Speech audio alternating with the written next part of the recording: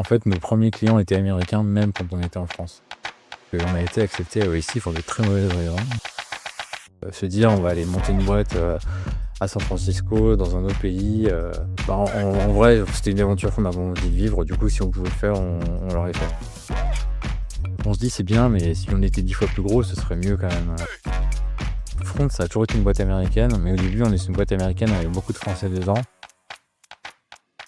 Bonjour à tous, c'est Salim Assad et bienvenue sur Scale to America, un podcast de Newfund. Ensemble, nous allons explorer les clés de la réussite des startups aux US. À chaque épisode, nous plongeons au cœur des expériences vécues par des fondateurs ambitieux qui ont osé franchir le pas pour étendre leurs activités aux États-Unis. Ils nous partagent sans filtre leur parcours et nous offrent des conseils précieux pour réussir à scaler aux US. Let's go. Bonjour Laurent, Bonjour. ravi de te recevoir sur Scale to America. Je suis content parce que c'est la première fois qu'on reçoit un CTO, puisque tu es CTO et cofondateur de Front App, qui est une des plus belles success stories françaises aux US. Comme tu le sais, on va parler d'expansion US, mais d'abord, est-ce que je peux te laisser rapidement te présenter et présenter Front pour que tout le monde ait le contexte? Ok. Du coup, je m'appelle Laurent. Donc, je suis CTO, cofondateur chez Front. Donc, moi, à la base, je suis ingénieur. J'ai commencé vraiment comme ingénieur back-end. Je travaillais dans une entreprise, donc je suis devenu rapidement le CTO, mais sans en être fondateur. Puis à un moment donné, je me suis dit, je sais construire des projets et j'ai envie de me lancer. Et du coup, j'ai pris un peu de temps pour y réfléchir. Finalement, j'ai fait la bascule, j'ai trouvé des gens avec qui démarrer et on a monté Front. Et Front, en 3 mots, qu'est-ce que c'est? Alors Front, si tu vas sur notre site web, on va se décrire aujourd'hui comme un outil de support, une plateforme de support. Et c'est un petit peu un point de départ pour expliquer ce qu'on fait. En fait, la réalité de ce qu'on fait, c'est qu'on aide des entreprises dont le métier, c'est de communiquer à l'échelle. Donc ça peut être, par exemple, des boîtes qui travaillent dans le travel, manufacturing, dans des opérations. Et on s'est rendu compte que la bonne manière de collaborer à l'échelle, c'est de le faire de manière asynchrone. Et donc, en fait, on a pensé notre produit comme étant avant tout un canal asynchrone, parce que ça permet de collaborer à plusieurs sans être sans arrêt en train de s'interrompre. Et l'idée vers laquelle on est arrivé au début, c'est de se dire, en fait, on va essayer de faire quelque chose qui n'est pas un client mail, mais qui remplace un client email et qui est pensé pour des équipes. Du coup, c'est de là dont est parti le produit. Et du coup, en fait, si on utilise le produit, on a l'impression que c'est un client mail, mais en fait, ce qui permet de faire, c'est pas d'envoyer, de recevoir des messages. Enfin, ça permet de faire ça, mais ce que ça offre, c'est surtout de pouvoir définir des règles communes, une espèce de barrière de sécurité pour qu'on puisse collaborer. Donc, ça te permet d'avoir un message qui rentre d'un client qui va passer d'équipe en équipe en sachant toujours qui doit répondre. En sachant, quand est-ce qu'on doit absolument répondre aux clients, en étant sûr qu'à la fin, on va avoir, enregistré tout ce qu'on doit pour pouvoir réutiliser cette interaction plus tard et que ça permette de servir à enrichir, ce que l'entreprise, connaît de son business. D'accord. Et pour faire la transition, je reviens un petit peu sur tes débuts, hein, parce que tu as quand même un parcours académique qui est brillant, puisque tu es polytechnicien que tu as intégré en 2001, c'est ça, hein? Puis ensuite, tu as enchaîné des jobs chez Dassault Systèmes, Radioline. Donc Radioline, c'est effectivement l'expérience dont tu parlais, où tu avais été CTO, puis Faber Novel. Et ensuite, tu as intégré eFounders, qui est devenu ensuite Exa, avec lequel vous allez lancer Front. Qu'est-ce qui t'a donné envie finalement de lancer ton propre produit? Est-ce que tu as senti que tu avais cette fibre entrepreneuriale en toi depuis toujours? Ou est-ce que c'est venu un petit peu avec les expériences? Voilà, tu sentais que tu avais besoin, voilà, de construire ton propre produit? Déjà, mais j'ai un léger problème avec l'autorité. J'ai toujours eu un peu tendance à remplacer les personnes au-dessus de moi, à dire, «Pousse-toi de là, je vais faire». Après on est comme on est, hein. Et après, en fait, j'ai un peu vu le truc différemment. C'est plutôt je me suis vu plus tard dans ma carrière et toutes les barrières que je voyais, parce que c'est plein d'ennuis, hein, de lancer un projet. C'est plein de stress. Et je me suis dit, si tu repenses à cette époque dans 20 ans, tous les obstacles que tu vois aujourd'hui vont te paraître dérisoires. Et je me suis dit: «J'aurais du mal», enfin, en fait, j'avais pas du tout peur d'échouer, mais j'avais vraiment peur de me dire: «Tu même pas essayé». Et pour moi, c'était un moteur très, très important. D'accord, donc une vraie, au final, quand même une vraie fibre entrepreneuriale in fine. Et le passage par les grands groupes, tu considères que ça t'a servi? Et au final, quand tu y repenses, tu dis: «Pourquoi est-ce que je suis pas allé plus tôt?» Est-ce que finalement, voilà, ça a été quand même une expérience bénéfique au final? Enfin, vraiment, je suis ressorti de là en me disant, c'était, enfin, j'ai pas eu une mauvaise expérience, mais vraiment, je me suis dit: «C'était pas pour moi». Et en fait, ce qui était difficile pour moi, c'est de pas pouvoir avancer à mon rythme. et d'être, un peu tributaire d'un rythme un peu collectif. Enfin, c'est pas un reproche, hein, ça fait tout à fait sens, quand on est une entreprise de cette taille. Du coup, c'est pour ça que je suis resté 1 an et demi, puis assez vite, j'ai voulu me diriger vers des plus petites structures. Mais à l'époque, en fait, le paysage des startups, surtout en France, était pas du tout ce qu'il est aujourd'hui. Et du coup, je me suis rendu compte que, ce que j'avais de mieux à faire, c'était d'apprendre. Et du coup, je me suis mis dans une petite structure, en me disant: «Je vais apprendre tout ce que je peux», et au bout de 5 ans, je me suis dit: «OK, c'est bon, je sais faire», je me sens, capable de voler de mes propres ailes. D'accord donc si on revient là, on est à peu près en 2013, hein, quand tu décides de rejoindre ou d'intégrer, eFounders. Comment ça se passe cette phase un petit peu d'idéation pour arriver sur ce qui va devenir, Front à ce moment-là? Parce qu'on est, voilà, c'est vraiment le tout début. Alors en fait, le modèle que proposait eFounders, c'était assez intéressant parce que c'était un moment où il y avait eu toute une vague de startups qui s'était, donc il y a eu le crack de 2001, puis ensuite ça a redémarré petit à petit, 2-3 ans après, et il y avait vraiment eu un moment où en fait, il y avait une nouvelle vague de startups qui s'était créée aux États-Unis. Il y avait tout le SaaS qui avait démarré, il y avait une toute première vague de SaaS entreprises. Donc c'était la vague de Dropbox, tous ces produits-là.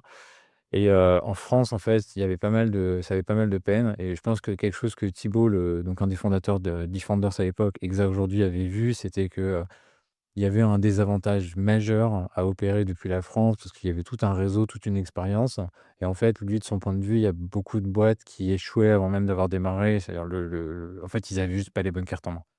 Donc eux, leur modèle, c'était, non pas de financer des boîtes, mais de les démarrer avec nous et d'essayer d'apporter à peu près la moitié de l'expérience. Et donc notamment pour Front, je pense que ce qu'ils ont apporté de plus important, c'était, de comprendre qu'il y avait peut-être un coup à jouer dans le marché du support, et de comprendre que, en fait, c'est pas seulement créer un produit, c'est créer un produit et lui trouver un marché de départ. Et je pense qu'avec Mathilde, on a su trouver, un nouveau produit. En fait, créer quelque part un truc qui au début, on se décrivait vraiment comme étant de l'email. C'était très compliqué parce qu'il y avait eu pas mal de nouveaux clients mail, mais il y a à chaque fois, en fait, ces boîtes échouaient au bout de quelques années puisque, super produit, mais aucun business model. En France, par exemple, il y avait un client mail à l'époque qui s'appelait Sparrow. Super réussite technique, mais à un moment donné, ils ont dû chercher une acquisition parce que, il y avait pas enfin, ils vendaient leur app une fois et après on avait des mises à jour à vie. Et à un moment donné, ils sont un peu arrivés à court d'utilisateurs, quoi, de nouveaux utilisateurs. Et du coup, en fait, nous, avec eFounders, ce qu'on a réussi à trouver un peu en joignant les expertises de tout le monde, c'est, en gros, une espèce d'endroit où on pouvait créer ce nouveau produit et avoir des clients dès le début. D'accord et concrètement, comment ça se passe techniquement cette phase d'idéation pour ton profil qui est un profil technique? Parce que j'imagine qu'il y a quand même beaucoup de maquettes, alors je sais pas si Figma ça existait à l'époque ou pas, mais je veux dire on dans cette phase où on passe beaucoup de temps sur l'UX, UI qui est assez central dans la manière de fonctionner de Front. Comment est-ce qu'on commence directement à penser aux enjeux, techniques de Scale? C'était quoi un peu tes enjeux à ce moment-là? Alors déjà, à l'époque, on était encore sur Photoshop. Après, il y a eu la grande vague de Sketch et enfin, on est arrivé sur Figma. Mais c'était pas rigolo, hein. Photoshop pour faire du design de produit. Ouais, et du coup, ça paraissait tout à fait naturel, hein, et des fois, on se disait quand même que c'était bizarre, mais oui, tout était sur Photoshop à l'époque. Bref, vraiment, si je devais retenir qu'une seule chose, c'était que, il faut faire hyper attention à la capacité qu'ont les gens de tomber amoureux de leurs idées, et notamment, moi, je m'étais rendu compte que si je travaillais sur quelque chose pendant plus de 2 semaines, ça devenait très compliqué de revenir en arrière parce que j'avais passé 2 semaines dessus, j'avais, commencé Un à. biais cognitif, tu attaché à ton idée. Ouais, c'est ça, un énorme biais cognitif, et même en disant: «Attention», on a fait enfin, il y a des trucs dans le front où, en gros, un truc qui est là depuis 1 an, ça met 1 an à l'enlever, quoi, et du coup, en fait, au début, c'était, c'était essayer de travailler avec un rythme et partir du principe que tout ce qu'on fait, c'est pas une très bonne idée et qu'on est juste en train d'essayer de voir, le plus rapidement possible pourquoi c'est pas une bonne idée, mais tout en étant enfin, plutôt partir en se disant, «On va chercher des preuves qu'on fait pas les bonnes choses plutôt que de confirmer qu'on fait les bonnes choses». Et du coup, j'ai essayé de me dire aussi, en fait, il y a une infinité d'idées qu'on pourrait avoir, y compris chez eFounders où il y avait d'autres projets, on pourrait se lancer sur un autre projet. Et du coup, au début, moi, je me disais: «C'est un petit projet de 3 mois». Et donc je me disais: «Ce que je veux juste, c'est dans 3 mois être encore convaincu du fait que ce soit un bon usage de mon temps». Et c'était pas mal parce que sur le marathon qui est la création d'une boîte, se donner des horizons de 3 mois, ça rendait c'est-à-dire qu'on se disait: «Je pense pas au futur, je pense à où est-ce que je dois être dans 3 mois pour pouvoir reprendre 3 mois de plus». Et c'était des objectifs alors pas le nombre de clients, mais je sais pas, si un peu d'usage peut-être? Non, non, alors même pas parce que, en fait, assez vite, on est tombé sur ce truc, on s'est dit: «On va faire quelque chose qui ressemble de premier abord à un client mail». Ce qui faisait que le MVP était, vraiment pas simple à faire et du coup, il nous a fallu à peu près 6 mois avant de commencer à montrer le produit à des clients simplement par, la quantité de trucs qu'il y avait à construire. Par exemple, il y avait tout le problème d'importer des mails à l'échelle. Est-ce qu'on va être capable de faire ça? Et je me suis dit: «Bon, si, j'ai l'impression que j'y arriverai pas tout seul, c'est mort, on arrête». Ensuite, il y avait tout un tas de problèmes techniques par exemple, un des paris qu'on avait fait, c'était que, le virage technologique qui avait eu lieu à ce moment-là, c'était que les apps commençaient enfin, en gros, c'était l'essor de WebSocket et du coup, des apps qui se mettent à jour, toutes seules en temps réel. On s'était dit que ça permettait de créer un différenciateur parce que les apps collaboratives qui dataient un peu d'avant cette époque-là avaient pas du tout été créées comme ça et donc c'était, en fait, tout l'aspect on travaille tous les 2 sur le même objet. En fait, c'était quelque chose qui devenait un énorme problème pour l'utilisateur parce que tu faisais une action, puis après on disait: «Ah, il y a mais ton collègue, il a fait quelque chose aussi, du coup, il y a un conflit, du coup, comment tu veux?» Et du coup, ça devenait vraiment un problème pour toi à gérer. Et du coup, nous, ce qu'on avait essayé de faire, c'était quelque chose à l'échelle où, en tant qu'utilisateur, tu as la garantie que tout ce que tu vois est forcément à jour. Et du coup, ça permet d'enlever c'est plus un problème parce que s'il y avait quelque chose, tu l'aurais vu. Et c'est pour ça, par exemple, que dans le front, il y a jamais eu un bouton pour refresh quelque chose, parce qu'en fait, on considère que si tu as besoin de refresh, ça veut dire que ce que tu vois n'est peut-être pas à jour et si c'est pas à jour, de toute manière, tu peux pas travailler. Donc il y avait beaucoup d'enjeux de faisabilité technique déjà au stade vraiment de ouais. Exactement ça. Puis après, il y avait des questions sur, des grands choix structurants du produit, donc, est-ce qu'on doit pouvoir assigner à une personne, à plusieurs personnes en parallèle, et surtout voir un petit peu, par exemple, au début, on avait essayé de s'en tirer sans avoir de pièces jointes, parce qu'on s'est dit, peut-être que et en fait, on s'est rendu compte que non, et en fait, le scope qu'on pensait être minimal arrêtait pas d'augmenter. On se disait: «On est obligé d'avoir ça». Le fait de s'ancrer sur un client mail, en fait, ça simplifiait beaucoup de choses parce que les produits contre lesquels on se voyait être concurrents, en fait, c'était des produits qui étaient vraiment ciblés pour une équipe particulière et nous, en fait, en utilisant cette familiarité, en fait, on était capable de s'adresser à une entreprise entière et du coup, au lieu de créer un silo, on était capable de créer, une espèce d'oasis où, tout le monde pouvait venir et du coup, n'importe quoi que tu regardes, tu peux te dire, je peux le montrer à n'importe lequel de mes collègues en un claquement de doigts. Mais c'est pas la capacité technique d'avoir, un système de mention, c'est le fait que ton collègue soit aussi dans l'outil et qu'il utilise les mêmes produits que toi et que si tu le mentionnes, tu puisses te dire: «Il va vraiment aller le voir parce qu'il utilise cet outil». Mais du coup, c'est pour ça qu'en fait, on était obligé d'avoir tout le périmètre fonctionnel, d'un client email dès le début, et ça a été, ça a été assez compliqué. OK. Et donc là, on est à peu près, entre mi-2013 et début 2000 enfin ou 2014, hein, c'est ça? Et donc rapidement, vous décidez d'aller à YC. C'est quoi le secret pour être accepté à YC? Alors c'était il y a 10 ans, mais c'est toujours aussi difficile et qu'est-ce que ça change de faire YC? Alors déjà, il y a quelque chose qu'on a appris bien après, c'est qu'on a été accepté à OIC pour de très mauvaises raisons. Donc en fait, c'est parce que OIC, en fait, c'était un petit groupe de gens qui étaient en communication avec beaucoup, beaucoup de gens. Et en fait, ils nous ont avoué après qu'ils croyaient pas tant que ça à Front, mais qu'ils avaient très besoin de Front en tant qu'outil et que du coup, ils se sont dit: «Ah, si on les prend dans OIC, peut-être que, ils pourront faire un petit truc» et que du coup, voilà. Donc c'était un peu une des raisons. Normalement, c'est une bonne raison. C'était une erreur. Alors après, c'est pas le pire choix qu'ils aient fait, hein. Pour nous, en vrai, il y a on peut essayer de rationaliser, il y a plein de choses, mais en vrai, la vraie raison, c'était une super aventure et du coup, nous, se dire: «On va aller monter une boîte, à San Francisco, dans un autre pays», je sais pas, en vrai, c'était une aventure qu'on avait envie de vivre. Du coup, si on pouvait le faire, on l'aurait fait. Ensuite sur, rentrer à OIC, donc concrètement, en tout cas à notre époque, il y avait à peu près 10 000 boîtes qui postulaient à chaque batch. Il y en a 300 qui sont retenus pour, un espèce d'oral et sur les 300, il y en a 80, qui étaient retenus. Maintenant, c'est un peu plus, mais c'est quand même à peu près ces ordres de grandeur. Bon, ce qu'il faut voir, c'est qu'il faut pas dans les 10 000 boîtes, il y a quand même pas mal de projets qui sont, assez mal fagotés.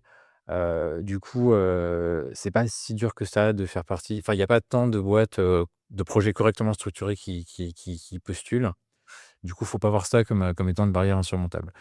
Par contre, en fait, ils vont vraiment juger, beaucoup plus les fondateurs que le projet et ils seront assez forts pour déceler, des problèmes, genre 2 personnes qui sont un peu associées parce qu'ils ont besoin l'un de l'autre, mais qui clairement s'entendent pas. Ça, les gens de YC seront très, très forts pour le voir et de voir, de déceler des choses pour lesquelles un projet, est pas super viable pour pas souvent des raisons de personnes.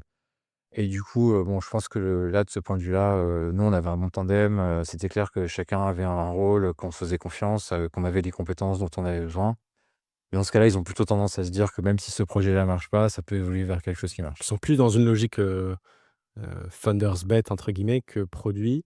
Ou est-ce que bon, j'imagine il y a forcément une combinaison des 2, mais c'est vraiment un screening des fondateurs, quoi?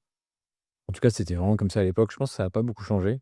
Et après, en fait, même si, en fait, les retours que, ils pouvaient faire, étaient assez intéressants parce qu'ils étaient vraiment assez lucides sur, ce qui faisait qu'un projet marchait ou marchait pas. OK.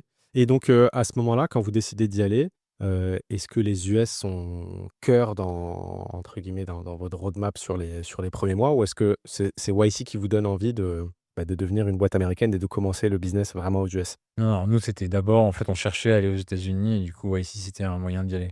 Après, bah, moi, en fait, bon, à l'époque, c'était, je me rends pas bien compte si c'est mais à l'époque, il y avait Hacker News, donc le forum de YC qui était vachement populaire en dehors de YC.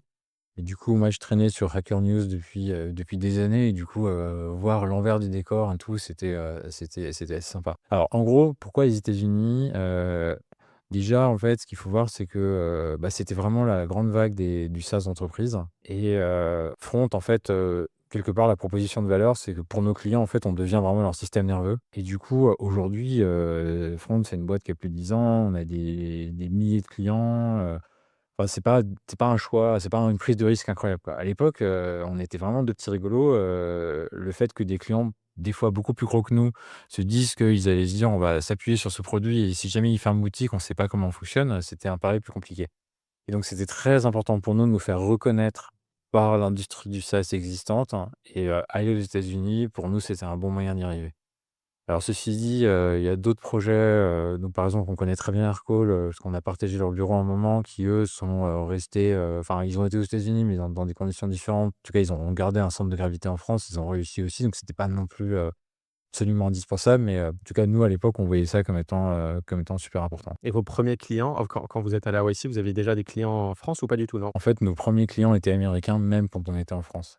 Et ça nous avait un peu, enfin, même si on s'y attendait un peu, ça nous avait un peu surpris, enfin, il y avait un peu le cliché de, les Français sont un petit peu, prudents et du coup, en fait, on avait genre 90 de nos clients qui étaient déjà à San Francisco dès le début et ils nous avaient trouvés, on savait pas comment. D'accord, parce que c'était voilà, ils utilisaient le produit tout seul, c'était du self-service, Ouais, c'était ça, ouais. et donc ça répondait à un problème qu'ils avaient, d'accord. Exactement. Est-ce que ça change quelque chose de développer un produit qui va avoir un usage ou une expérience, je dirais international, day one ou US, day one, par rapport à si tu le est-ce que ça change quelque chose ou en fait tu considères que les usages sont similaires un peu partout dans ta manière d'aborder le produit? Il y a pas des spécificités, tu vois, je sais pas, dans certaines régions, les gens utilisent, leur application d'une certaine manière ou culturelle qui font que c'est plus adapté à l'un ou l'autre? Si, si, enfin, il y a beaucoup, beaucoup de spécificités. Après, en gros, on a toujours estimé que la frontière de notre produit, c'était vraiment il y avait énormément de choses à construire et du coup, on est resté quand même focalisé sur, enfin, par exemple, l'app est toujours qu'en anglais, simplement parce qu'on on a tellement de choses à construire que, on préfère aller plus rapidement à ça, puis ensuite, ensuite on ira mais en fait, on est toujours en train de courir depuis 10 ans après, la prochaine truc à construire, le prochain truc à construire.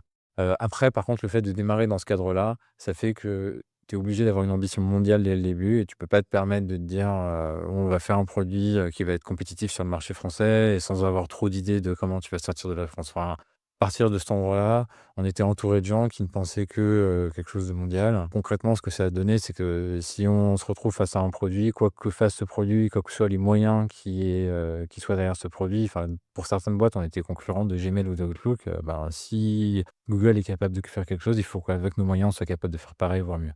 Et donc là, j'imagine que c'est peut-être des choses que pas mal de VC peut-être qui voulaient au début pas financer Front vous ont dit: «Peut-être que Google va le faire» ou Outlook le fera d'une certaine manière. Donc ça me fait la transition vers votre première levée de fonds. Donc vous sortez de YC et vous levez, je crois que c'est 3 millions d'euros avec Anchor Capital qui est un très beau fonds de la Silicon Valley. Comment ça se passe cette première enfin vous levez sur quoi? Sur, toi et Mathilde? Sur un début de traction, sur un produit, parce que vous êtes passé à YC? C'est quoi les éléments clés qui ont fait que vous avez réussi à lever avec un fonds US? Alors que vous êtes une boîte, enfin vous êtes 2 Français qui arrivent aux US. Alors, en gros, déjà, en fait, ce qui s'est passé, c'est que la première version utilisable de notre produit, ça date de 6 mois avant YC. Et du coup, il y a 6 mois, on a pas mal pataugé à continuer à travailler sur notre produit, à chercher des clients où en fait, techniquement, on a des clients, mais on a, si on regarde au bout de 2 semaines, on a 100 de churn. En fait et souvent, c'est vraiment cette période-là où, pas mal de boîtes meurent, parce que, en fait, créer un produit de zéro comme ça, c'est tellement épuisant que, le fait juste d'avoir réussi à faire un espèce de MVP, ça devient un but en soi et on se dit: «Bon, bah, super, on s'arrête, super expérience, on ira écrire un blog post tous ensemble». Du coup, ouais, ici, c'est vraiment arrivé au super bon moment pour nous parce que ça a été vraiment le moment où ça nous a permis de faire la transition entre on lance un produit et qu'on a des clients qui payent, même si c'est pas beaucoup. Donc en fait, partir de créer un produit à créer une boîte. Et le timing était absolument parfait. Donc en fait, concrètement, on a lancé commercialement, donc on a fait payer notre premier client, quasiment le jour où on est officiellement entré dans YC. Et donc 3 mois après, on n'avait pas grand-chose, on avait 5 cas de MRR. Un truc que disait YC, c'est que, en fait, le fait qu'il y ait des gens qui soient prêts à payer pour un produit, en fait, en gros, on estime que s'il y a un client quelque part qui est prêt à payer, ça veut dire que ce client représente une classe de clients et ça signale quand même un début de product market fit. Donc il y avait ça et ensuite, on avait trouvé pendant YC, un axe intéressant, c'est qu'on avait pensé Front comme étant multicanal depuis le début et on avait en catastrophe rajouté une intégration SMS parce que dans notre batch, il y avait pas mal de boîtes qui essayaient de copier le modèle d'Uber et derrière, en fait, toutes ces boîtes fonctionnaient beaucoup sur du SMS et donc en fait, en intégrant le SMS, on pouvait vendre Front à toutes ces boîtes-là, et on avait un peu remarqué que ces boîtes-là étaient pas forcément des boîtes très, très viables. Mais, en gros, ça nous a permis de nous mettre le pied à l'étrier, de montrer un début de traction et en se disant: «On verra la v» Il y a eu un effet de viralité bouche à oreille, qui était intéressant. OK. et du coup, ça nous avait énormément aidé au début. D'accord, et comment ça se passe un peu les 1ers clients, les premières galères techniques? Est-ce que tu as des anecdotes, je sais pas, sur des choses qui ont pas bien du tout fonctionné d'un point de vue technique et qui t'ont fait réaliser que voilà, il fallait un peu, rendre le produit un peu plus robuste techniquement peut-être? Alors, il y en a une, par exemple, c'est que, en fait, à l'époque, chez Fond, on était moins de 10 et en fait, il y avait un bug, c'était que, tout le système de synchronisation, ça marchait par des canaux. La manière naïve de faire fonctionner Front, c'est, tous les gens qui sont dans une même boîte, en fait, quand quelqu'un fait une action, on répercute l'action à tous les autres. Donc on dit à tout le monde: «Ton collègue vient de faire ça» et du coup, comme ça, ton client peut montrer, «Ah, tu viens de taper un message», hop, le message, il apparaît. Le problème, c'est qu'il y a une combinatoire pas très favorable qui fait que, ça augmente au carré le nombre de personnes et donc le volume devient monstrueux au point que, si tu fais pas attention, ton app, elle est à 100 de CPU puisqu'elle est en permanence en train d'essayer de comprendre ce que font tes collègues. Et du coup, tu as un système de canal où tu essaies de dire en fonction de là où tu es dans l'app, tu vas t'abonner qu'à une partie des messages et tu essaies de faire un système qui fonctionne. Et en fait, il y avait un bug qui faisait que, en fait, quand on envoyait, le message pouvait pas partir à plus de 10 personnes et donc comme nous, on était moins de 10, on le voyait pas. Donc on avait sans arrêt des bug reports de clients qui étaient plus gros que nous et on se disait: «Ah, vraiment, on comprend pas, quoi». Et donc on n'avait pas en plus toute l'architecture qui nous aurait permis de le comprendre et donc ça a duré plusieurs semaines avant qu'on comprenne d'où ça venait. D'accord, intéressant. Donc vous étiez déjà vous étiez évidemment utilisateur de Front pour vous-même, Oui, oui, oui. mais donc c'est vrai que cette limite, Oui, mais en fait, on avait des clients qui étaient, 15 fois plus gros que nous, et du coup, être capable de construire un produit pour un client qui est vraiment significativement plus gros que toi, c'était pas simple, quoi. d'accord, et niveau exigence peut-être, bah, hors, entre guillemets «product experience», je parle, de tout ce qui va être SLA, sécurité, conformité. Est-ce qu'on peut dire qu'aux US, c'est particulièrement, plus rigoureux ou en tout cas plus demandeur de ce point de vue-là ou? Bah, en fait, pas tant que ça, parce qu'en fait, nous, on a attendu le maximum de temps avant en fait, ouais, on a attendu le plus longtemps possible, avant de passer des compliance comme SOC 2 parce qu'on savait que ça nous ralentirait un peu. Enfin, ça veut dire que genre 3 ans après le début de la boîte, on avait toutes ces compliance et ça fait longtemps qu'on les a, hein. Mais, en fait, il faut vraiment voir ça comme étant une espèce de vague qui avance et tu peux pas te permettre d'être en retard sur cette vague. Un exemple que j'avais, donc nous, on est utilisateur d'AWS et un des services d'AWS s'appelle Route 53 et c'est une infrastructure DNS et ça permet d'avoir, pour n'importe qui, une infrastructure DNS de la qualité de, celle que seules quelques boîtes élues dans le monde auraient pu avoir il y a 15 ans. Et donc par exemple, ça te permet donc, l'exemple c'est, mettons, il y a un entrepôt qui prend feu, tu as plus tes serveurs. Mais tu as la capacité de remonter les serveurs, mais il faut, changer les noms de domaine pour dire: «Ah bah, mon nom de domaine, il pointe maintenant sur ce serveur» et traditionnellement, en fait, il fallait 1 heure à peu près pour changer ça et donc quand tu avais un problème, il te fallait 1 heure et donc tu avais 1 heure d'outage où tu te disais: «Ah, c'est en train de revenir et tout, faut juste que les noms de domaine se rafraîchissent». Donc route 53 te permettait de le faire en moins d'une minute. Comme en fait d'un coup, ça devient facile de le faire, ça devient inacceptable de ne pas pouvoir le faire. À partir du moment où un truc devient, disons à portée un petit peu de tout le monde, d'un coup ça passe de, «C'est pas grave» à, «C'est, impossible de faire du business». Alors, bon, nous c'est des trucs qu'on avait depuis le début, mais par exemple, des trucs bêtes comme avoir une status page, en fait, il y a vraiment un moment où le marché a flippé et a dit, «Si tu pas de status page, tu juste pas sérieux». Status page, tu peux nous dire un petit Ah oui, peu? pardon. Oui. En gros, c'est, bah, si tu utilises un service, genre la page elle se charge pas, tu vas te dire: «Est-ce que c'est ma connexion? Est-ce que c'est le service qui a un problème?» Et du coup, maintenant, en fait, pour des services comme Front, tu es obligé d'avoir une transparence et tu es obligé d'avoir un endroit où si jamais tu as un incident, tu dis: «On a un incident». Tu peux pas, concrètement faire la taupe et te dire: «Ah c'est bon, personne s'en est aperçu». Tu te dois d'être transparent, tu te dois non seulement d'expliquer si ça va, mais d'avoir un historique pour que les gens puissent aller auditer et se dire, «Est-ce que ce service il est fiable ou pas?» et enfin vraiment de gérer ça sérieusement. Et bah, nous, par exemple, enfin, je sais pas si quelqu'un me dit: «Ah, on voudrait utiliser ce service», le premier truc que je fais, c'est que je vais voir leur status page D'accord. et quelque part, s'ils en ont pas, c'est terminé.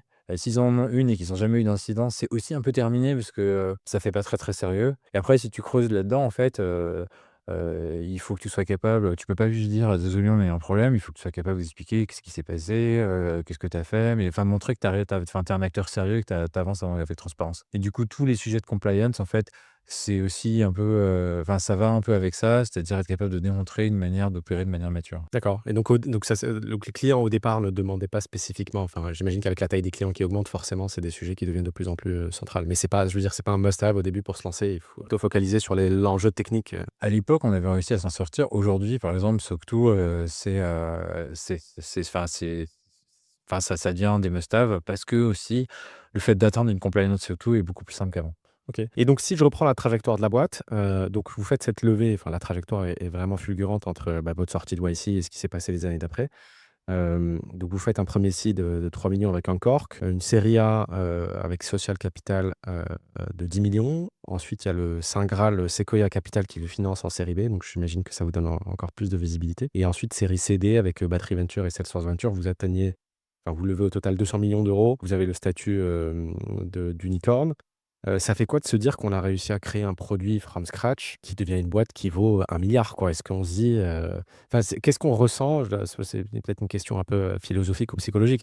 Est-ce que j'imagine qu'il y avait vraiment un énorme sentiment de fierté, mais il y a aussi beaucoup de responsabilité, peut-être beaucoup de stress qui va avec sur le fait de se dire, bah, il y a beaucoup plus d'enjeux, il faut que le produit puisse tourner, il faut qu'il continue d'être robuste, il faut qu'il continue à être pérenne dans le temps. Comment est-ce que enfin, ça te fait quoi toi psychologiquement de te dire, qu'aujourd'hui c'est utilisé par des milliers de clients, des dizaines de millions de gens tous les jours, enfin dizaines de milliers de gens tous les jours? En fait, on en a parlé souvent avec Mathilde, on en a parlé récemment et en fait, on n'arrive pas enfin, nous, je sais pas, je pense qu'on est des éternels insatisfaits et en fait, on se voit comme étant encore, on se dit: «C'est bien, mais si on était 10 fois plus gros, ce serait mieux quand même», on est quand même fiers, mais même si quand tu prends du recul, tu te dis, c'est en l'espace de quelques années, quand tu le vis, ça paraît assez progressif, hein. Par exemple, tu vois, alors pour revenir encore une fois sur, quand on est rentré à YC, normalement, tu passes des entretiens, ensuite tu as un SMS et on te dit, «Tu pris, t'es pas pris» et nous, il y a eu tout un truc et donc en fait, en gros, il y a eu enfin, ça a été un peu plus compliqué, c'est assez rare, mais pour nous, c'est donc en fait, sur l'espace d'une semaine, on est passé de, plutôt non à plutôt oui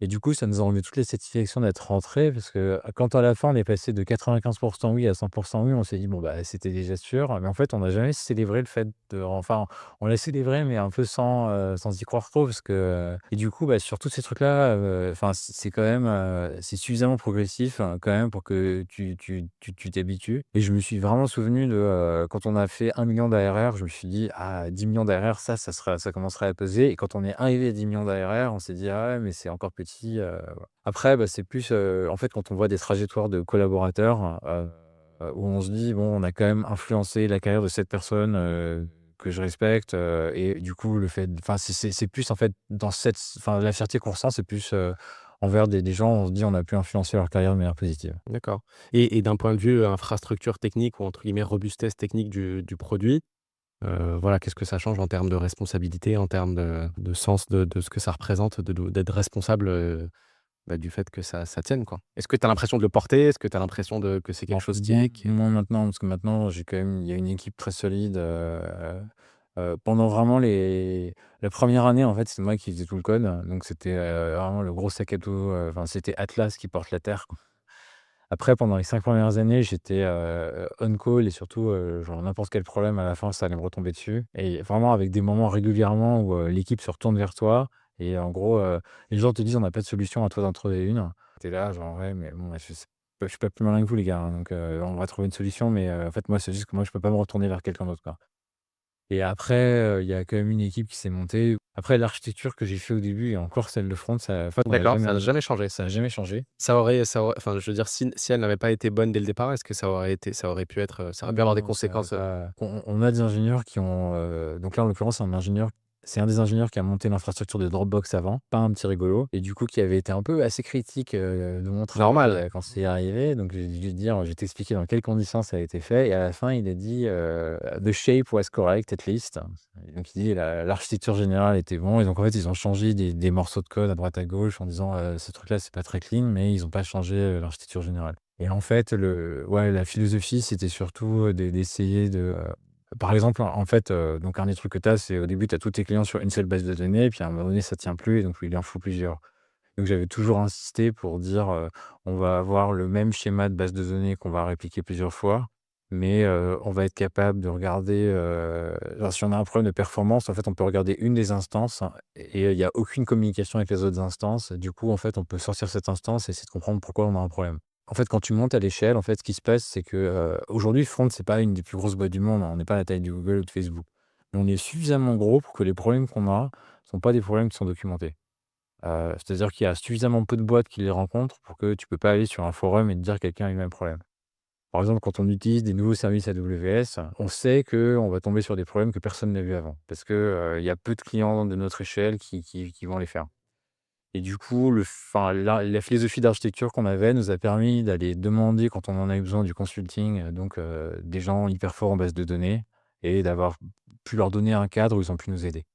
Parce qu'on peut dire: «On sort cette base de données-là, vous êtes pas obligé de comprendre comment marche le reste du système, vous avez juste besoin de comprendre comment marche ce truc-là et ça fonctionne comme si c'était une instance de base de données toute seule». Et à ce moment-là, c'est quoi? C'est coup de fil à un ami? Est-ce que tu as des réseaux de fondateurs techniques, à Silicon Valley qui se donnent des tips ou C'est plus d'ingénieur à alors c'est d'ingénieur à ingénieur. Alors un autre truc qu'on a fait, c'est qu'on a essayé de choisir des technos dans lesquels il y avait quand même suffisamment d'expertise qui existait pour que le jour où on en a besoin, on puisse aller chercher. En fait, c'était vraiment l'époque des bases NoSQL, et donc nous, moi je suis parti au début sur, du MySQL tout bête. Alors MySQL parce que c'était ce qui était supporté par AWS, hein, mais essayer par construction de savoir quand on aura des problèmes, comment on va les résoudre. Voilà et du coup, c'est un truc que l'équipe a gardé, et qui tient encore aujourd'hui. d'accord. Non, mais j'imagine qu'il y a toujours un débat au début entre se dire, «Bah, je fais quelque chose de quick and dirty pour accélérer, et on verra plus tard», ou avoir des fondamentaux, très solides dès le départ, mais qui prennent beaucoup plus de temps. Mais j'imagine que tu as réussi à naviguer. Ouais, en fait, oui, je pense qu'il y avait moyen de faire les en fait, on a trouvé quelques raccourcis qui nous ont permis d'avoir les 2 en même temps, avec, quelques compromis qui ont, toujours Ont tenu, OK. donc ouais et typiquement là, en fait, on a une base qui est, assez, traditionnelle, mais au-dessus, en fait, on a un énorme cache en mémoire et on s'arrange pour que, en fait, si tu utilises Front au quotidien, en fait, les données que tu vois, en fait, elles viennent de cache en mémoire et en fait, rien de ce que tu vois, en fait, ne vient d'une base de données et du coup, la vitesse de la base de données est pas quelque chose qui va énormément influencer ton expérience. Donc ça, c'est un des trucs qu'on C'est fait ça, pour donc tu l'avais anticipé, voilà, ouais. dès le départ. Sur donc l'enchaînement de ces levées de fonds, concrètement, comment ça se passe les due deals techniques avec les fonds US? Est-ce qu'ils vont vraiment au fond des choses? Est-ce qu'ils sont plus intéressés par entre guillemets, par les fondamentaux business, les cohortes? Est-ce que les clients reviennent? Est-ce qu'ils sont contents? Ou est-ce que tu as considéré que voilà, heu, ils rentraient suffisamment dans le vif du sujet, si on se dit les choses? Alors si on se dit les choses, et j'ai jamais eu de due diligence technique.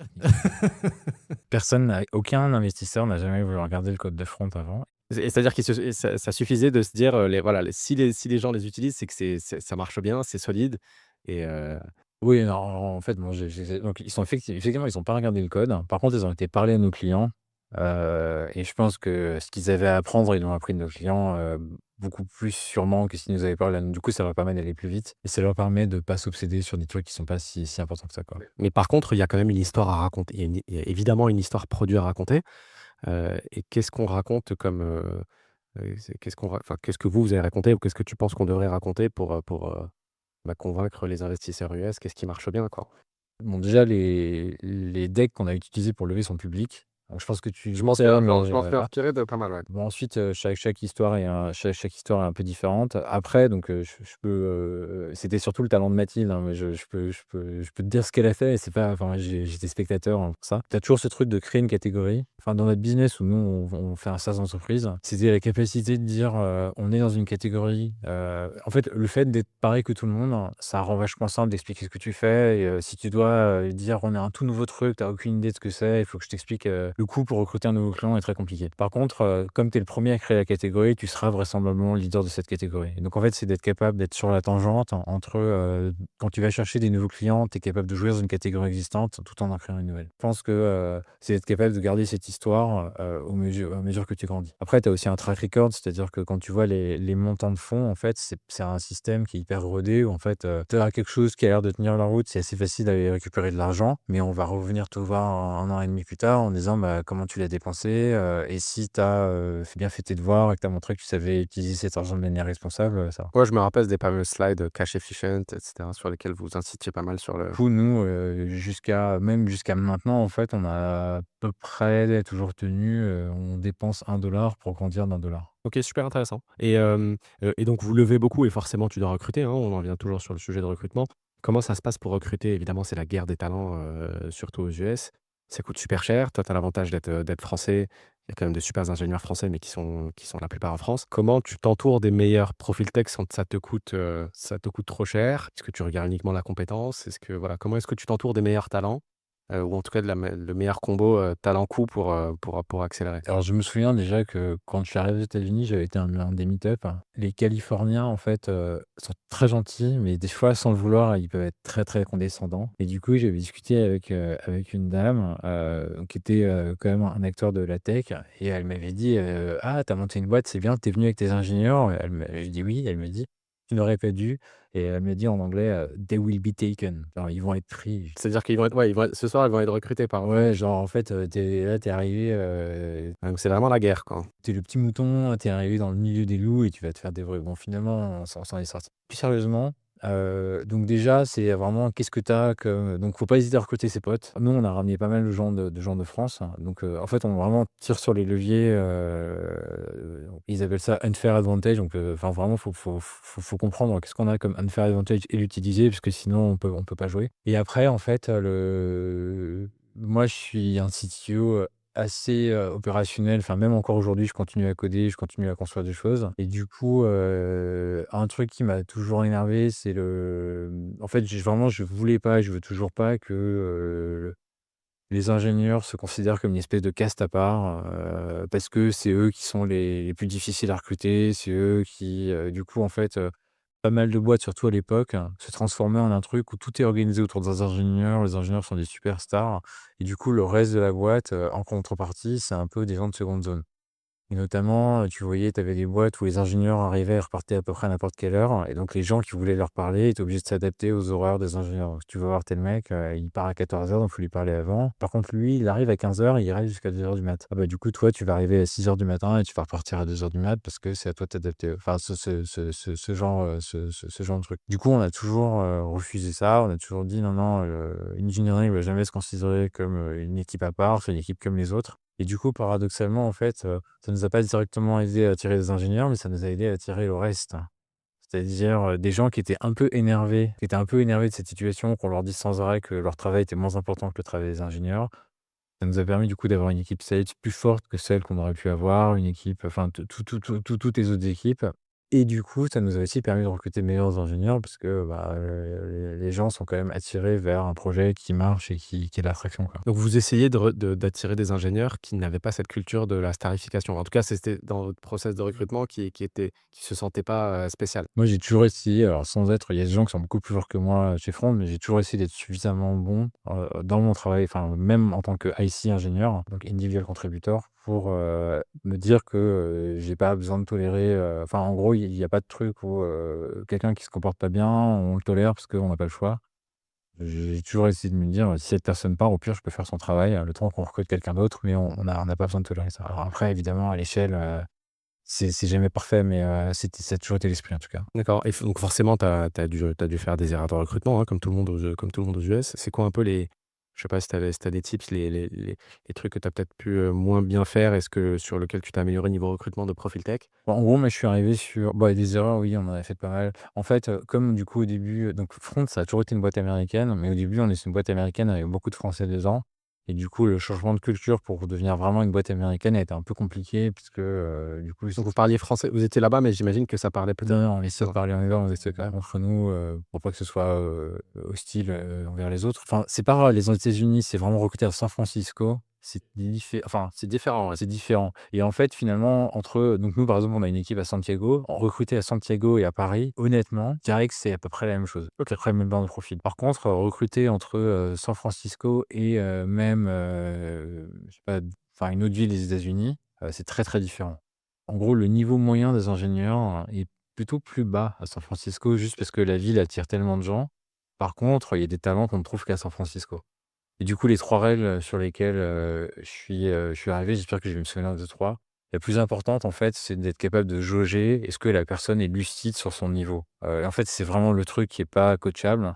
C'est-à-dire que si quelqu'un se dit, «Je suis super fort» et qu'on se dit: t'es pas nul, mais t'es pas non plus super fort», en fait, si on n'est pas d'accord sur ce truc-là, ça marche pas. Après, il faut avoir, quand même un certain niveau d'ambition et c'est un problème qu'on a plus eu des fois en France sur des gens qui sortaient de boîtes qui étaient des champions français, mais qui avaient jamais vu passer à l'international. Ils avaient pas forcément le concept de, en fait, nous, on joue à l'international et du coup, si on joue pas à ce truc-là, on joue pas du tout, quoi. Donc quand même un peu d'ambition et le troisième truc, c'est, il faut s'ils sont convaincus que le travail qu'ils font, enfin, en gros, que le travail d'ingénieur est plus compliqué que le travail d'une autre équipe, en général, ça marche pas, enfin, c'est pas forcément un très bon signe, quoi. Et du coup, ces 3 règles-là, moi, c'est ce que j'ai toujours appliqué, c'est ce que j'essaie de toujours de sonder quand je parle à quelqu'un. OK, OK. Oui, oui, donc ça au final, tu as quand même un truc qui est assez structuré ou en tout cas, tu as une espèce de grille une grille de pensée qui te permet de mieux recruter et tu parlais de culture, donc comment est-ce que tu mets, enfin, comment est-ce que vous avez mis en place est-ce que vous aviez un culture enfin, un culture book? Est-ce que vous avez décidé, je sais pas, est-ce que vous aviez une devise? Est-ce que vous aviez, un slogan? Est-ce que vous aviez des choses, des rituels, enfin, tous ces trucs de culture, tu vois? Comment est-ce que vous l'avez abordé? Bah, c'est Mathilde, qui avait surtout, apporté ça, hein, parce que moi j'étais, dans mon coin à coder, Alors notre, slogan pendant longtemps c'était «Work Happier». Du coup, on avait des valeurs, qu'on avait formalisées, qu'on a toujours d'ailleurs et en fait, en gros, l'idée c'était que, en fait, on construisait un produit et une boîte en même temps. C'est-à-dire que, Front le produit et Front la boîte étaient, assez indissociables. Quelque part, le produit essayait de suivre, les valeurs de la boîte, quoi. Un exemple random, c'était, en fait, on avait dans le front, il y a des conversations, tu peux inviter des collègues et tu peux inviter éventuellement beaucoup de collègues et donc on avait un client, il s'amusait à inviter des centaines de personnes sur des conversations et du coup, problème de perf, et donc du coup, ça escalade et donc les ingénieurs commencent à travailler sur un truc pour, mettre un nombre maximum de participants à une conversation. Pour un produit dont la valeur principale, c'est le partage, le fait qu'il y ait même dans le code une possibilité que tu veuilles partager un truc et que le produit te dit: «Non, tu Ouais, peux c'est pas», vrai la philosophie, clairement. pas la philosophie et du coup, je leur ai dit: «Je suis désolé, on va trouver une autre solution». Il est hors de question que quelqu'un, dise: «Je vais ajouter un collègue» et qu'on lui dise: «C'est pas possible». Donc c'est ça, dans cette culture, il y a la solution de facilité qui est pas enfin, c'est l'ambition et le fait de se dépasser, OK. Et donc aujourd'hui, vous êtes, je crois 300, plus de 300, hein, 320 collaborateurs, hein, c'est ça? Donc entre SF, Paris, Chicago, Dublin, Santiago Santiago, enfin, c'est et du hub et après il y a des gens un peu partout d'accord autour, et après il y a des gens, c'est ça, en remote. Comment est-ce qu'on manage des profils techniques un peu partout dans le monde? J'imagine que bah, comme vous avez enfin, vous pouvez pas vous permettre que le service soit down, enfin, s'il est down à 4 heures du mat à San Francisco, voilà, il faut que quelqu'un d'autre prenne le relais.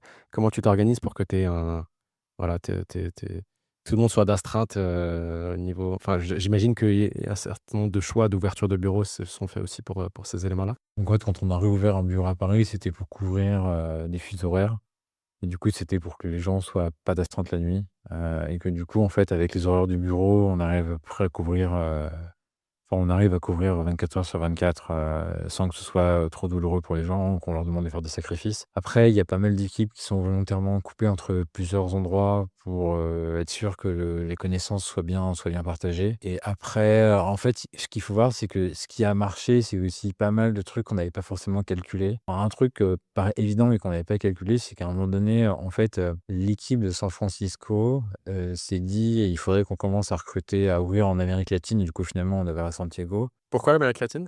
pour, des raisons de fuseau horaire, en fait, il y a des raisons de coût évidemment, mais c'est aussi parce que, en gros, à cette époque-là, on avait du mal à atteindre nos objectifs de recrutement. Enfin, on était toujours plus petits que donc en fait, on se disait: «On atteint nos objectifs en ayant moins de gens que prévu, donc c'est bien, mais, c'est pas une super vision d'avenir». Enfin, en gros, le fait de te dire: «Les talents, on peut les chercher qu'à certains endroits dans le monde», à un moment donné, ça devient un problème. Alors après un truc, qu'on n'avait pas du tout anticipé, c'est que, bah, finalement le fuseau horaire marche quand même pas mal avec Paris, puisque l'Amérique latine, en fait, elle est beaucoup plus à l'est que le reste de l'Amérique. Donc en fait, les fuseaux horaires marchent bien et stupidement, on l'avait même pas vu. Et ensuite, en fait, au moment où ça s'est fait, en fait, on a à Paris, on a quand même une équipe assez internationale, on a des gens de tous les pays et en fait, on avait pas mal de gens de l'Amérique latine. Alors en fait, on savait qu'on les avait, hein, mais en fait, on n'avait pas forcément fait le rapprochement et ce qui a bien tombé en marche dans ce cas-là, c'est qu'il y a pas mal de gens qui sont basés à Santiago, qui se mettent à travailler avec des équipes dans lesquelles, il y a des gens qui, sans venir forcément du même pays, quand même, parlent la même langue, à peu près la même culture et du coup, tu as des gens, leur premier jour, ils se disent: «Bon, bah, j'ai rejoint une boîte américaine» et on leur dit: «Bon, bah, ta manager, elle est à Paris, elle est vénézuélienne et du coup, vous parlez, dans ta langue maternelle, pour tous les trucs d'onboarding» et du coup, ça se passe beaucoup mieux, quoi. Et donc en fait, c'est-à-dire qu'il faut voir que créer un nouveau bureau, créer une nouvelle culture, c'est pas quelque chose où on peut copier-coller. Ça dépend toujours de facteurs qui vont pas se reproduire. D'accord, et sur le sujet US, parce que c'est vrai qu'il y a pas mal de boîtes, historiquement qui sont venues à SF et qui ont créé, je crois, un bureau, je sais plus si c'est à Algolia, enfin des bureaux le bureau à New York aussi, il y en a beaucoup qui créent des bureaux à New York. Ça c'est quelque chose, ah oui, après vous avez votre bureau à Chicago, mais j'imagine que, voilà, pour la différence d'horaire peut-être avec la France, c'était plus simple d'avoir un bureau à l'est aussi. Ouais, en fait, c'est surtout parce qu'on a beaucoup de clients qui sont des grosses boîtes de logistique hein, et en fait, dont le QG est à Chicago. En fait, on a pas mal de clients dont le QG est à Chicago. C'est pour ça qu'on doit être à Chicago aussi. En fait, on est vraiment présent dans plein d'industries, et en fait, c'est vraiment des trucs les plus cool, c'est-à-dire qu'on fait un SaaS d'entreprise. En vrai, techniquement, c'est super intéressant et ce qui est encore plus intéressant, c'est que ça nous permet vraiment de voir l'envers de décor de pas mal d'industries. En fait, tu as vraiment toute une partie, un peu, cachée de comment fonctionne le monde moderne et en fait, nous, on a un point de vue privilégié là-dessus. Il y a quelques années, là, il y avait un bateau qui avait coincé le canal de Suez. En fait, on avait dû faire une cellule de crise parce qu'il y avait vraiment plein de nos clients qui étaient impactés par le rebond et qui, du coup, devaient changer tout leur process de fonctionnement. Et comme tout ça, ça fonctionnait sur front, en fait, on avait une cellule pour les aider. En fait, on est arrivé à une taille où quand il se passe un gros truc dans l'actualité, en fait, d'une manière ou d'une autre, à notre niveau, hein, on va être un peu partie prenante de ça, quoi. Donc ça, c'est vraiment cool, hein. Super intéressant, et tu disais tout à l'heure, par rapport à ton organisation aussi, que toi tu continues de coder. Ouais. Tu le fais pour quelle raison? Enfin j'imagine qu'il y a un peu de passion, mais aussi, de montrer aussi que en fait, il faut que tout le monde soit les mains dedans? Non, alors en fait, bon déjà, voilà, c'est parce que j'aime bien, hein, soyons clairs. Ensuite, ce qui se passe, c'est que quand un produit, comme ça grandit, il se passe 2 choses. C'est-à-dire que, on a plus d'une centaine d'ingénieurs, mais en fait, on n'a pas une équipe de 100 personnes, donc il y a plein de petites équipes et naturellement, en fait, une organisation qui se fait, les gens, en fait, se connaissent, au sein d'une équipe, ils vont chercher l'innovation au sein de leur équipe et du coup, de l'innovation qui traverse plusieurs équipes ou l'innovation qui serait possible qu'avec une autre organisation, en fait, par défaut, ça devient compliqué pour les gens de voir ça. Donc j'essaie de garder une vue à peu près de tout le produit, aussi complète que je peux sur comment fonctionne Front, pour être capable d'avoir la capacité de voir, quand il y a 2 équipes qui travaillent sur le même sujet et de leur dire: «Il y a peut-être quelque chose à faire pour que ce soit», enfin en gros ce que j'essaie c'est de garder l'illusion que tout le produit a été pensé par une personne, même si c'est évidemment pas vrai. C'est-à-dire une pour garder une certaine cohérence, tu veux dire? Ouais, donc par exemple, c'est-à-dire que des conventions qui sont introduites, à un endroit, qui est utilisé enfin qui est créé par une équipe, en fait, soient cohérentes avec d'autres conventions qui existent ailleurs. Donc ça va être des choses comme ça. Mathilde et moi, on a toujours eu énormément confiance l'un dans l'autre. En gros, assez vite, tout ce qu'elle faisait, c'est des choses enfin, en gros, si elle était sur un sujet, bah, j'essayais de pas y être, inversement et du coup, mon rôle, en fait, est devenu un peu l'opposé d'un CEO et du coup, j'ai essayé de garder une vision très, très en profondeur sur, qu'est-ce qui se passe concrètement sur le terrain, même encore aujourd'hui, des fois, je réponds à des clients, vraiment, le client avec, 3 personnes qui posent une question à front, c'est possible qu'il y ait une réponse de moi. Et d'ailleurs, c'est marrant parce qu'il y a quand je réponds à des clients, enfin, dès qu'il y a une réponse qui part, il y a une surveille qui passe, des fois, qui va donc le client va recevoir un questionnaire de satisfaction sur est-ce que toi, la personne et donc des fois, j'ai des gens qui disent: «Ah, Laurent m'a beaucoup aidé, c'était très gentil de sa part et tout». Je suis ravi de l'apprendre, merci. Mais du coup, donc avoir quelqu'un qui siège au board, qui est vraiment dans les décisions stratégiques et qui en même temps, est capable de comprendre, ce qui se passe, la réalité de, ce qui marche et ce qui marche pas, dans le produit en tout cas. C'est quelque chose que je peux faire en tant que fondateur, mais que, des execs qu'on pourrait embaucher ou qu'on pourrait faire grandir, ont beaucoup de mal à faire. D'accord. Et tu parlais d'un sujet évidemment qui est central dans le succès de Front, qui est la complémentarité avec Mathilde. Et si on revient dans le présent de Front, donc aujourd'hui vous faites 100 millions d'ARR, mais voilà, Mathilde a quitté son poste de CEO, avec le recrutement d'un nouveau CEO. Comment ça s'organise un peu cette transition? Que ce soit sur la phase un petit peu de recherche, comment est-ce que ça se passe concrètement, tu vois, d'un point de vue terrain, toi, c'est une personne que tu as rencontrée à plusieurs reprises. Comment est-ce que vous le projetez dans ou la projetez dans l'organisation de la suite? C'est des moments qui sont pas évidents parce que, voilà, ça fait 10 ans que vous construisez à 2. Vous avez connu que cette manière-là de travailler? Ouais, bah, déjà, en fait, Front, en fait, nous, on se connaissait pas avant. En fait, on s'est rencontrés, donc quelque part, le fait de se dire, tu rencontres quelqu'un professionnellement et après tu te dis: «Bon, bah, c'est parti, on travaille ensemble, on va travailler ensemble pendant longtemps», bah, c'est déjà ce qu'on avait fait au début. Après, ouais, c'est une culture différente, en fait, la manière dont on l'a vu, bon, Mathilde, elle avait, pour plein de raisons, elle s'est dit que c'était le moment pour elle de passer la main. Je pense que, ce que Dan a apporté, c'est qu'il a une, culture sales, que, ni moi, mais même ni Mathilde n'avait complètement.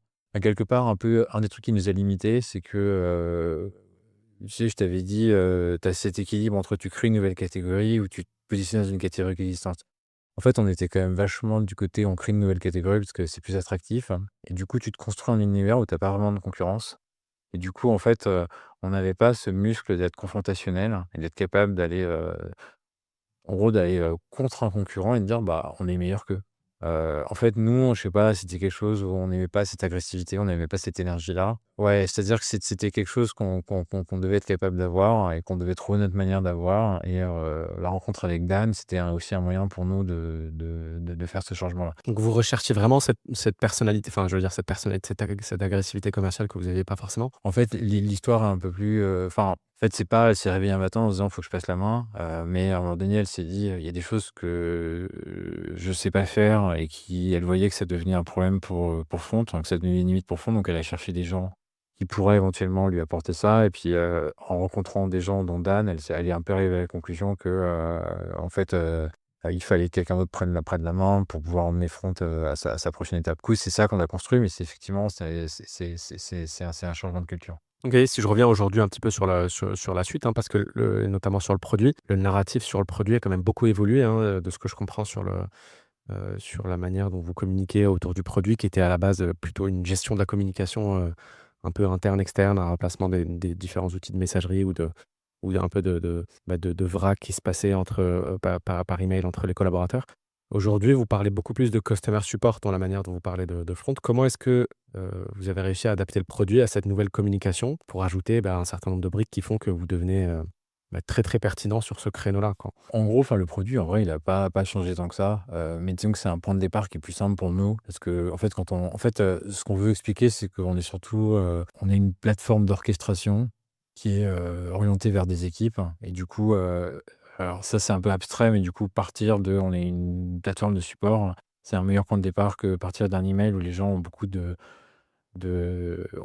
d'attentes d'un produit qui est fondamentalement très, très individuel. Après, il y a pas mal de choses où, d'un point de vue workflow, enfin, il y a eu pas mal de choses à construire, ça, en fait, ça a surtout été, changer l'histoire qu'on raconte plus que changer le produit lui-même. D'accord, et là, j'imagine qu'il y a une nouvelle vision, IA forcément qui arrive un petit peu et qui va continuer d'améliorer le produit en ce sens. En gros, les SaaS entreprises, en fait, ont quand même un peu tous la même vision. C'est-à-dire qu'on se voit tous au cœur de l'entreprise, on a toutes vos données, et du coup, si on fait ça, avec de l'IA, on peut faire pas mal de choses. Et en fait, donc finalement, tout le monde a la même vision, on a juste un point de départ différent. Le point de départ différent de Front, c'est qu'à la base, on démarre quand même en étant une inbox, hein, qui fait que, l'avantage qu'on a, c'est qu'on capture naturellement vraiment toutes les données de l'entreprise. Mais la faiblesse qu'on a, c'est qu'on le capture on n'est pas une base de données, et du coup, on capture les données de manière, moins structurée. Donc on capture beaucoup plus de choses, mais de manière moins structurée. Oui, c'est un petit peu le trade-off qu'on fait. Et du coup, tous les investissements qu'on a fait en IA, en tout cas une bonne partie, c'est, d'essayer d'utiliser l'IA pour reconstruire cette structure qu'on perd. Et donc par exemple, c'est, la capacité de pouvoir dire, tu vas parler à un client, tu peux demander à l'IA, de te dire, «Dis-moi tout ce que je dois savoir sur ce client». Elle est capable d'aller, utiliser, enfin si jamais tu as tes collègues qui ont parlé à ce client, y compris depuis leur inbox privée, l'IA pourra les trouver. Et c'est pas seulement avoir la capacité technique, de pouvoir accéder à l'inbox de tes collègues, mais c'est surtout avoir un modèle de permission qui fait que, tu peux pas non plus accéder à tout et tu peux pas non plus te mettre à lire des conversations auxquelles, tu as vraiment pas accès. Et c'est du coup avoir un cadre où, en fait, naturellement, l'IA pourra avoir accès à beaucoup plus de choses. Et du coup, on a construit tout un knowledge layer qui te permet, non seulement d'avoir accès, mais d'utiliser toutes les communications de ta boîte. Quand tu es, par exemple, la dernière personne à avoir rejoint, au lieu d'arriver en ayant: «Bah, moi, j'ai accès à rien», bah, tu bénéficies de toute cette connaissance. Et après, on est capable de, quelque part, faire de la rétro-ingénierie pour comprendre quel est le vrai fonctionnement de la boîte. Pas forcément enfin, de dire: «Voilà ce qui est documenté, mais voilà comment ça se passe en vrai». C'est aussi des choses qu'on est capable de faire avec de l'IA. Super, j'ai une dernière question pour toi. Quel conseil tu pourrais donner à un CTO, un profil technique comme le tien, français, qui veut aller aux US? Je sais pas, le truc que tu retiens un peu, j'imagine que tu donnes pas mal de tips, aux jeunes CTO qui se lancent. En tant que CTO, je pense que c'est, bah, de pas se laisser intimider déjà et je pense que c'est vraiment d'aller vite et enfin, c'est ce que je disais au début, c'est-à-dire être capable de travailler de manière à, pas se laisser entraîner, dans un investissement simplement parce qu'on a déjà investi. Ouais, cette lucidité, les gars, enfin, toujours essayer de rester le plus lucide possible. En gros, c'est vraiment de rester quand même focalisé sur le produit, de pas se laisser, prendre par que l'aspect technique, et de créer des conditions pour être capable de revenir en arrière sur des choix qu'on a fait, et d'être capable de se poser la question, de se dire: «Est-ce que c'était le bon choix?» Parce qu'on peut revenir en arrière. Super, bah, écoute, un grand merci, ce sera le mot de la fin. Un grand merci à toi d'avoir accepté l'invitation. J'espère de très belles choses pour la suite de Front, puisque l'aventure continue et c'est que le début. Et je vous dis à très bientôt pour de nouveaux épisodes de Scale to America.